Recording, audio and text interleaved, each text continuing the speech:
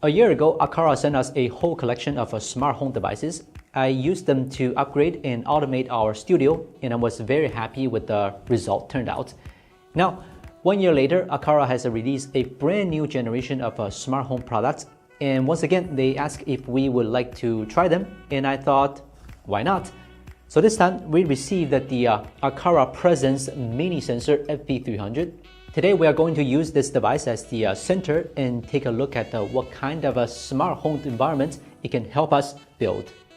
First, you need to understand what the FP300 is capable of. Many people, when seeing a device like this, might assume it's just an ordinary infrared motion detector, but the FP300 is much closer to a miniature millimeter wave radar. Its main function is detecting your presence in the space, even if you sit completely still or are lying down asleep. It knows you're still here. On top of that, the FP300 also comes with a built-in light, temperature, and humidity sensors, meaning it can adapt to even more usage scenarios than simple motion-based devices. If you have used the traditional PIR human presence sensors before, you will know they only trigger when you make a noticeable movement. But a millimeter wave sensor like the FP300 won't mistakenly assume you've left the room, even if you are curled up on the couch scrolling your phone or sitting still while gaming. This difference is extremely important, and it makes the real-world experience of using the FP300 completely different from that of cheaper motion sensors. They are simply not in the same category. When we upgraded the studio in the past, we used the FP2. That model required a constant power supply from the grid to work properly. The new FP300 is actually battery powered, and the benefits of that are obvious. With the FP2, you would think about where your power outlets were, how you would route the cable, and whether it would look messy. Meanwhile, the FP300 has a 120-degree detection range and a maximum distance of 6 meters. In short, you can put it basically anywhere you want. On the door frame, sure. Next to your bed, no problem. Right under the ceiling, absolutely fine. For people who are renting a place and don't want to run cables everywhere, this is a huge advantage.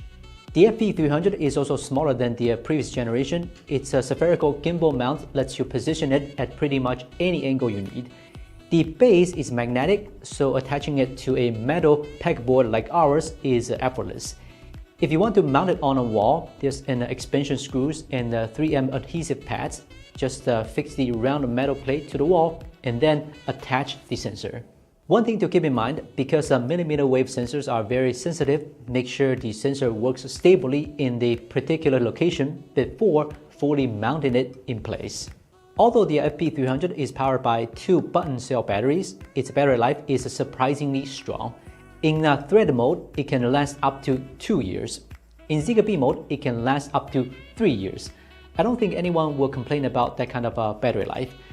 However, to achieve such a long battery endurance, the FP300 does remove a few high power consumption features, such as fall detection and precise positioning functions that were available on the FP2. The FP300 itself is just a sensor, so you will need a hub like this one, along with smart home devices that can execute commands in order to take full advantage of what the FP300 can do. It's not easy to understand with me just talking here. Let me give you some examples. The light behind me is one of the smart devices in our studio. I've already mounted the FP300 near our A-roll filming area. Every time I prepare to record a video, the light automatically turns on. When I finish recording and walk away, it automatically turns off. That means I never need to manually touch that light again. Or you can pair it with the Aqara Camera G5 Pro to achieve even more complex smart automations. For example, if I install a G5 Pro in my studio or at home, my colleagues definitely wouldn't want me to monitoring them all the time. So I can place the FP300 in the studio as well and set it so that as long as someone is present during working hours, the G5 Pro will never operate. After work, once the studio becomes empty, the G5 Pro will enter alert mode, and anyone entering the studio will trigger a warning.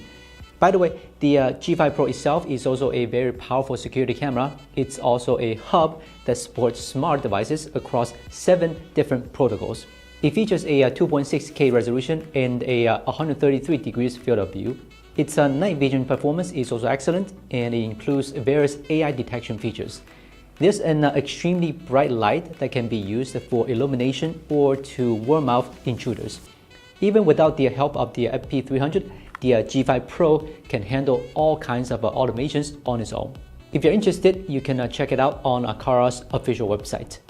If you want to make your traditional furniture smart, you can also buy a SwitchBot device like this. As long as the robot supports at least one of the 6 major smart home protocols, the FP300 can control it. But let's say I want my computer to stay powered on during the daytime and only shut down automatically when I leave work at night. That's where the light sensor comes in. I can set the SwitchBot to turn off my computer when the brightness drops below a certain threshold. And thanks to the built-in temperature and humidity sensors, you can also do things like automatically turn on the air conditioner when the room gets too hot.